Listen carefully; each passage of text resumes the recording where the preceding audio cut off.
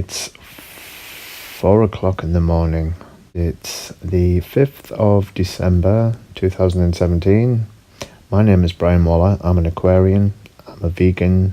I'm 50-year-old in February 2018. And I hope to achieve something special by the time I'm 68. Something special enough to want to stay alive beyond 68. If I haven't achieved that goal, I'm quite open and honest about admitting that I will commit the coup de grace. Simple as that. I don't want to be a miserable old twat that's pissing and shitting everywhere and relying on some nurse to wipe his ass. I am going to commit the coup de grace when I'm 68. Unless, of course, I've got a decent kind of income that can provide a decent quality of life. And I am going to try, more than try, to be a better man. Does that make any sense? Probably not. I'm just delirious with fatigue and excitement and fear and amazement. I'm feeling all Christmassy, and yet I don't do Christmas. I just don't do Christmas. I mean, who gives a fuck how big your tree is?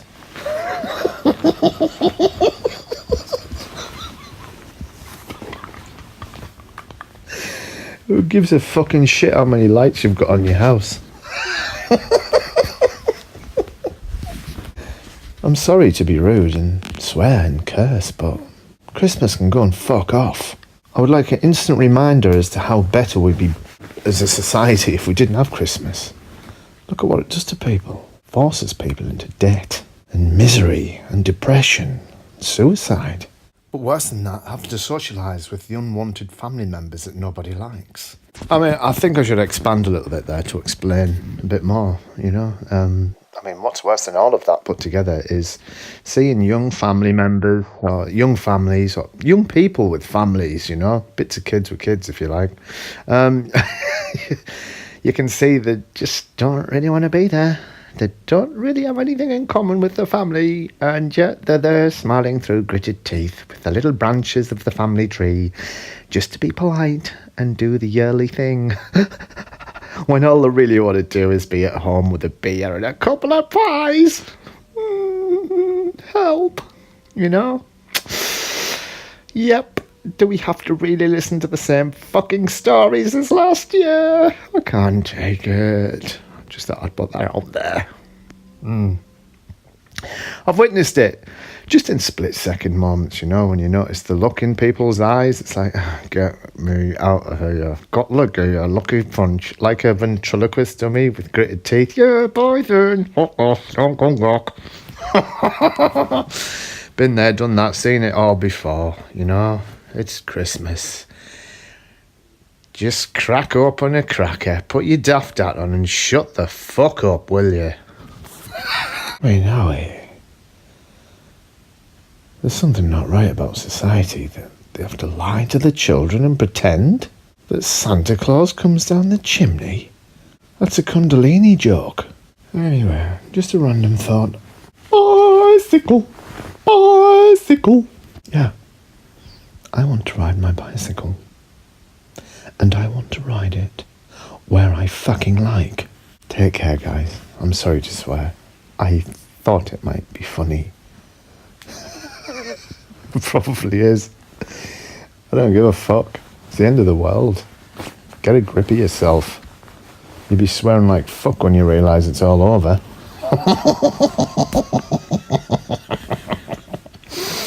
Yep. I'm an Aquarian. I see shit before it even happens. We're fucked really, aren't we? We're just completely fucked as a society. Take a look around you. Just lift up your face from your phone for a second or two and just reach out to your neighbour and give them a big hug and a cuddle.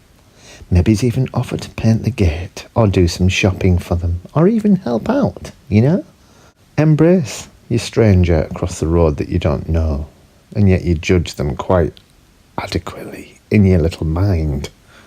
I don't mean to sound patronised, no, anything like that. We're all guilty of that shit. I do it, and I hate myself for doing that. You know, it's human nature, I suppose. Is there anybody out there that's listening? You can leave some comments, you know, now and again. I won't bite your head off. You know, if you do respond, please be kind. I'm self-employed, and I'm broke, and I'm trying to make a better life. And I'm trying to help make a better society along the way, even if it means one person puts the phone down for long enough to wake up. That's a good job, surely. I mean, is it going to go anywhere? Probably not. I'll probably just end up switching it all off again and just deleting my accounts and just fucking it all off and getting a normal job, like shooting artificial intelligence that's about to roll out and take over your life and everybody's properties and everyone's freedoms. To be precise, it's not a pretty picture. In my mind, it's played out over and over again. I am living in 2025 because that's where the army are working. That's where the corporatocracy are working right now in 2025. They're 44 years ahead of anyone else, technologically speaking. But that's the goal. That's where they're aiming for. They're aiming 2025, rolling out, and they're making headway.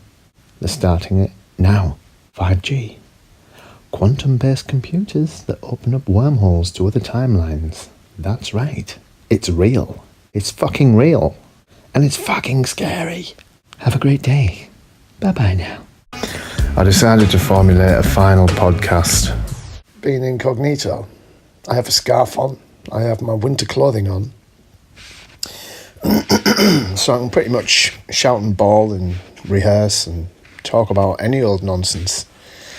Regardless of who's listening or who's watching or who's passing by. Because when I'm on my bike, I'm there to train. So I train, and I train hard. And I don't stop for nobody.